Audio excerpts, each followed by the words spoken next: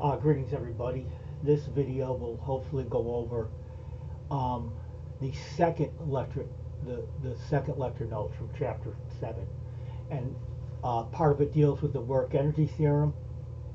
But before we get to that, just some basic knowledge. If you're, remember, we're dealing with work, and in general, work is equal to, remember, work is equal to FD cosine theta, where F is the applied force on the object, theta is the angle between the force and the displacement vector d, simply the angle between the force and the direction in which the object is moving. So FD, and cosine theta, cosine of the angle between them. And remember, perpendicular forces do no work. For parallel forces, theta is 0, which gives you the maximum amount of work done, as in panel C here. Remember, F and delta R are parallel, so the angle between them is 0. Cosine of 0 is 1, the max value. If there's friction, the work done by friction is always negative. But basically, what is work? FD cosine theta, and is illustrated by that figure right there. Well, also, if you graph the applied force, and here we're dealing with a force that's in one dimension. If you graph the applied force, call it Fx, meaning the force is in the x direction. So if you graph the force versus the distance, so f of x versus x, when you draw that, if you create that graph, or you have that graph somehow, the area under the curve is equal to the work done. So in this case, the work done in moving the object from A to C, well, remember, the applied force is constant from A to B, and then it decreases linearly from B to C. So under the curve, so the total F versus X curve from 0 to 6 meters, well, part of from A to B, the area under the curve is a rectangle, and then from B to C, the area under the curve is a triangle. And so the total work done is simply the area of the rectangle, that's from 0 to 4 meters. Then it's the area of the triangle, that's from 4 to 6 meters. Well, the area of the rectangle is just the base times the height, 4 times 5, 4 meters times 5 newtons. That's 20 joules. That's the area of the rectangle. Then remember, for a triangle from B to C, remember, the area of a triangle is 1/2 base times height. Well, the base is 2. The base is 2 meters. So 1/2 base is 1 meter. Then the height is 5. So it's 1/2 the base times the height. So 1/2 times 2 times 5. Or 1/2 times 10, which is 5 joules. So the total work done from A to C is simply 20 joules plus 5 joules, which is 25 joules. That just comes in handy. If you have the graph of force versus distance, of F versus X, the area under the curve is the total work done. Now, what is the work energy theorem? Well, here we have the derivation of the work energy theorem. It's not terribly difficult. What it is you start off with the 1D kinematic equation 3, and we're just going to replace the term in parentheses, the distance traveled, xf minus xi. Well, let's just replace that distance with d. Okay, so you get vf squared equals vi squared plus 2ad. Let me go ahead and just solve this equation for a. Just subtract off the vi squared term, then divide by 2d. So you get a is vf squared minus vi squared all over 2d, where vi is the initial speed of the object, vf is the final speed of the object. Remember, you have to square them, but that's, vf squared minus vi squared over 2d, where d is simply the distance that the object moves. Well, now let's consider the work done by a force when theta is equal to 0, meaning we know that the work is going to just be F times d, because if theta is 0, cosine of 0 is 1. So let's consider the particular case of the work done when theta is 0. Well, we know the work done is going to be F times d. Well, what is F? Well, by Newton's second law, F is ma. Okay? Well, what is A? Well, I'm going to take this expression for A and put it in right here.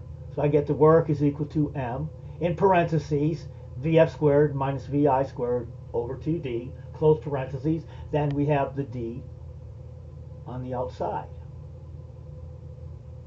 So again, we're just taking 1D kinematic equation 3, replacing the distance, the term in parentheses, just replace xf minus xi with D. So Vf squared was Vi squared plus 2AD. Solve for A, you get Vf squared minus Vi squared all over 2D. Then work done when theta is equal to 0, work is Fd. Then next step, what is F? M times A. Well, what is A? A is this guy. So we get that expression for the work. Well, the D's cancel, and you get the work is equal to 1/2 M parentheses Vf squared minus Vi squared. Well, we just defined the 1/2 mv squared. We define that scalar quantity as the kinetic energy of the object. We say that 1/2 mv squared, 1/2 times the mass of the object times its speed squared. We call that the kinetic energy of the object. In MKS units, it's in joules. And what is kinetic energy? Well, by definition, kinetic energy is the energy due to motion. Every moving object has kinetic energy. It could be an electron orbiting the nucleus of an atom. It could be a truck or a car driving down the freeway. Somebody could be walking or running along a sidewalk. Doesn't matter. Every moving object has this kinetic energy. And we refer to this as the linear, or sometimes also called the translational kinetic energy. A rotating object is also moving, so it has a rotational kinetic energy. But we'll cross that when we get to chapter 9. We'll cross that bridge when we get to it. For now, we consider this sometimes called the linear or translational kinetic energy. So anyway, so our expression for the work done, equation 1, can be written as, if I distribute the M, it's 1/2 mv final squared minus 1/2 mv initial squared, i.e., we're defining the kinetic energy as 1/2 mv squared. So this is the final kinetic energy minus the initial kinetic energy. Because in general, Ke is equal to 1/2 mv squared. So this is just the final kinetic minus the initial, i.e., the final minus the initial of any quantity is the change in that quantity. So what we're saying is that the work done on an object is equal to the change in kinetic energy of the object. What is the change? What is your delta Ke? Ke final minus Ke initial, which is 1/2 mv final squared minus 1/2 mv initial squared. Now remember, in general you could have more than one force acting on an object. So typically we just, when we talk about the work done, we call it the net work, or the total work, meaning the net work done by all of the forces. So, but work net is equal to delta Ke. What is delta Ke? 1/2 mv final squared minus 1/2 mv initial squared. And in general, what if the angle is not 0? You know, as in the case with the vacuum cleaner, what if theta is not 0? Well, not a big deal. We just say, okay, the work done is Fd cosine theta is equal to delta Ke. And delta Ke is, again, 1/2 mv final squared minus 1/2 mv initial squared. And remember, kinetic energy is a scalar. Work and energy are what we call scalar quantities. They are not vectors. Sometimes it's easier to use what's called the energy approach in solving a problem as opposed to Newton's second law. Because if you apply Newton's second law, it's not that terribly difficult, but force is a vector, so you have to draw all the force vectors acting on the object, then apply Newton's second law. You might have more than one object in your system. You're going to have typically more than one force acting on these objects. So, sometimes it's a little bit more involved to apply Newton's second law. Sometimes we apply what's called the energy method. Well, that's going to be in example 1. And you're thinking work energy theorem. The net work done on an object is the change in the kinetic energy. So work net equals delta Ke. Well, what is the change in kinetic energy? Final minus initial. 1/2 mv final squared minus 1 half mv initial squared. Notice, remember, work and energy are scalars. We need to be aware of what forces are acting, but you can draw them if it makes it easier. Well, let's look at an example. Okay, a 6 kilogram block initially at rest. Now remember, notice it's in italics. Initially at rest tells you that the initial kinetic energy is 0. Okay, it's pulled to the right, frictionless surface, so there's no friction. Horizontal surface, and it's a constant horizontal force, and it has a magnitude of 12 newtons. So again, horizontal force means the force is entirely in the x direction, and the block is moving horizontal, meaning in the positive x direction. And I want to know what is the speed of the block after it has moved a distance of d equals 3 meters. Okay, well we know, let's look at what's given. Vi is 0, why? Initially at rest. The mass is 6 kilograms, 6 kilogram block. The applied force, the magnitude is 12 newtons. The distance is 3 meters.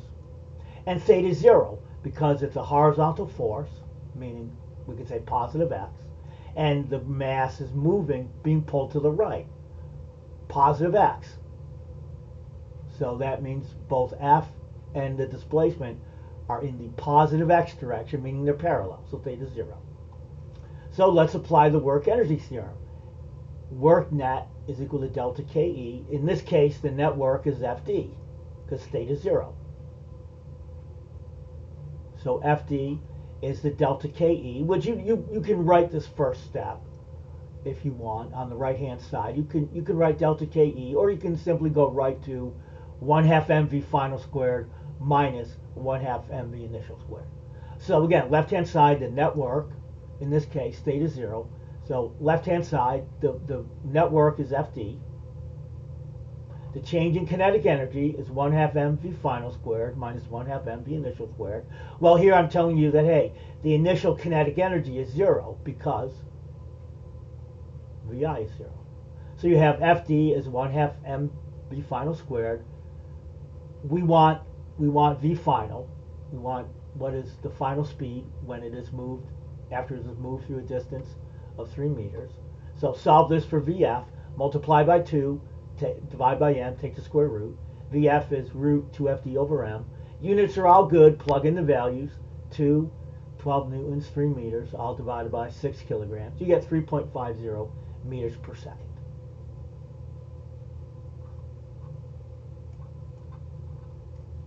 Alright, so that's the work energy theorem. The net work done is equal to delta KE. What is delta KE? Usually we go right to this step. It's 1 half mv final squared minus 1 half mv initial squared. The net work in general is FD cosine theta. But again, as in this example, theta is 0 degrees, so the FD cosine theta just becomes FD. Alright, let me do example 2 in a separate video.